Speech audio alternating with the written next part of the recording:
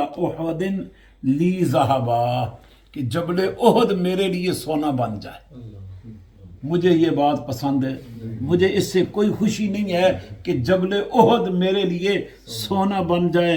اموتو یوم اموتو، میں وصال کروں جس دن بھی وصال کروں.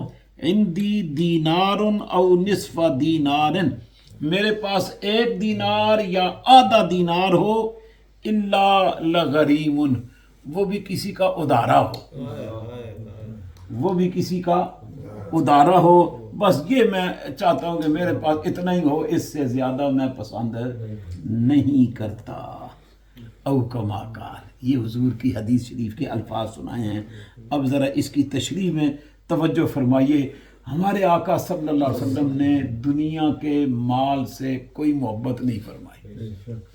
کبھی آپ نے دنیا کا مال اپنے پاس جمع ہی نہیں ہونے دیا. آپ نے فرمایا الفقر فخری، فقر میرے لیے فخر ہے. فقر کا کیا معنی؟ غربت، محتاجی، مسکنت، بندے کے پاس کچھ نہ ہو. فرمایا یہ میرے لیے باعث فخر ہے. یہ میرے لیے کیا ہے؟ باعث. اسلام کے 4 اہم فرض ہیں. اسلام کے 4، ادھر توجہ کر لیجیے، وہ جانے آنے رہسن. اسلام کے 4 اہم فرض ہیں. ایک فرض پہ رسول اللہ نے کبھی بھی زندگی میں عمل نہیں کیا. وہ کون سا ہے؟ زکوٰۃ کا. وہ زکوٰۃ ہے جس پہ رسول اللہ نے کبھی عمل ہی نہیں. کیوں؟ نہ آپ نے کبھی مال جمع ہونے دیا، نہ اس میں سے زکوٰۃ ادا کی. آپ کے گھر کا عالم یہ تھا کہ ایک دن مغرب کی نماز کی اقامت ہو گئی، آپ مصلی پہ تشریف فرما ہو گئے، تو پھر مصلی چھوڑ کے گھر تشریف لے گئے.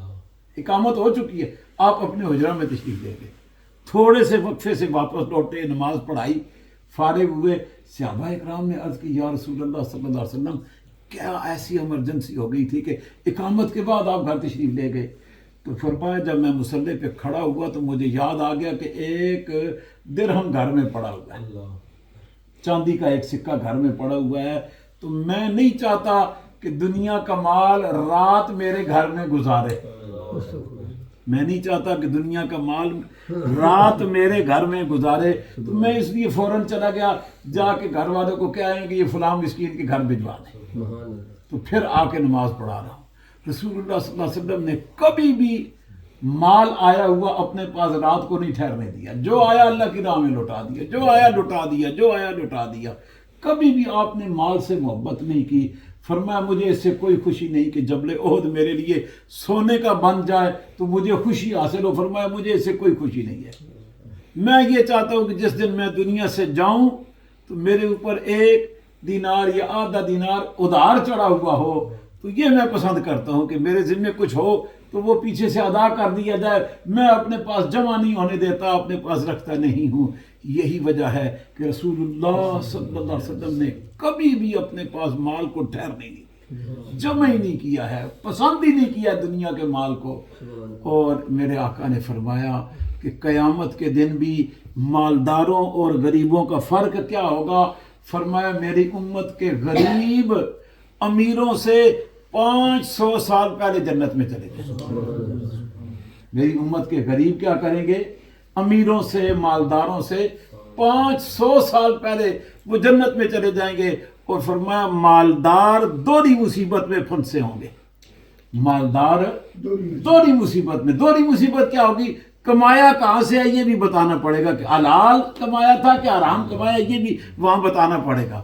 پھر کمانے کے بعد اس کو خرچہ کہاں کیا، خرچ کدھر کیا یہ بھی بتانا پڑے گا، کہ وہ جائز مقصد پہ لگایا ہے کہ ناجائز مقصد پہ لگایا ہے. تو مال کا دوہرا نقصان ہے. آپ کمائیں تو سوچ سمجھ کے کمائیں کہ حلال ہے کہ حرام ہے، یہ فرق کریں. اور خرچ کرنے لگے تو پھر سوچ سمجھ کے خرچ کریں کہ کہاں لگا رہا ہوں. تو اس لیے اللہ سے بندہ 2 روٹیاں مانگتا رہے، عزت کے ساتھ رہنا مانگتا رہے، تو میں سمجھتا ہوں یہ اس سے بہت بہتر ہے کہ بندہ بہت بڑا لمبا چوڑا بینک بیلنس مانگے اور پھر مصیبت میں پڑا رہے. تو حساب کتاب کا ہو، آئے لگے، بس اللہ کسی کا محتاج نہ کرے. رب العالمین کسی کے دروازے پہ مانگنے کے لیے جانے کی نوبت نہ لائے کہ بندہ کسی کے دروازے پہ چلا جائے کہ یار میرے پاس کھانے کے لیے کچھ نہیں رہا. حالانکہ آقا کریم صلی اللہ علیہ وسلم تو یہودی سے جس دن آپ کا وصال ہوا ہے، ایک یہودی کے پاس آپ کی زرہ ادھار پڑی ہوئی تھی، وہ رہن رکھائی ہوئی تھی، گروی رکھوائی ہوئی تھی، اور اس سے کچھ اناج لیا ہوا تھا۔ اس حالت میں آپ نے چاہتا نا کہ میں جاؤں تو ایسے ہو، اللہ نے پھر پریکٹیکلی ایسا کر کے امت کو دکھایا ہوا ہے کہ آپ نے اپنی رہن گروی رکھوا کے اس کے بدلے میں اناج لیا ہوا تھا اور خرچہ لیا ہوا تھا، جو کہ بعد میں ادا کر کے آپ کی زرہ مبارک لی گئی تھی۔ تو اس لیے دوستان گرامی، دنیا کے مال سے مت محبت کیجیے، اسے آپ جتنا اگنور کریں